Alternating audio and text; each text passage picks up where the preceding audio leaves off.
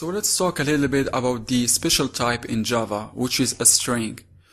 And a string is a special type because it is treated like a primitive even though it is actually an object. And it's really not important as far as how that works.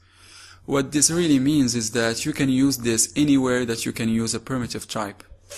It acts like a primitive type. It can be just assigned without using the new syntax, which we will cover a little bit later when we get into classes.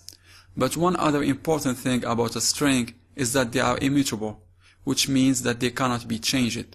So when you create a string, you initially create that string like you can see in this example below. We have a string called salutation, and we have it equal to hello world. If we were to later change that, if we said salutation equals 1, 2, 3, 4, hello, it's actually going to create a new string in memory. It's going to appear to us that we have changed it.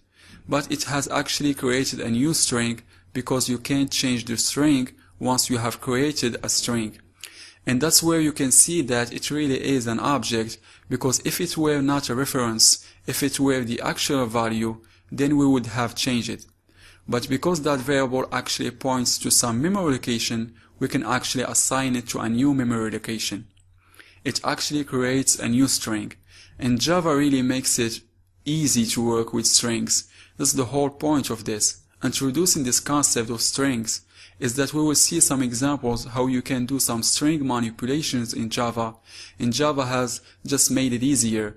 If you look at the example below, we saw that the easy way to declare the variable called a salutation that holds a string is to just say equals in quotes hello world. You can also use the syntax of new string in creating the object, but Java makes it easier for you so you don't have to do that, because it's a very common thing to use strings in Java.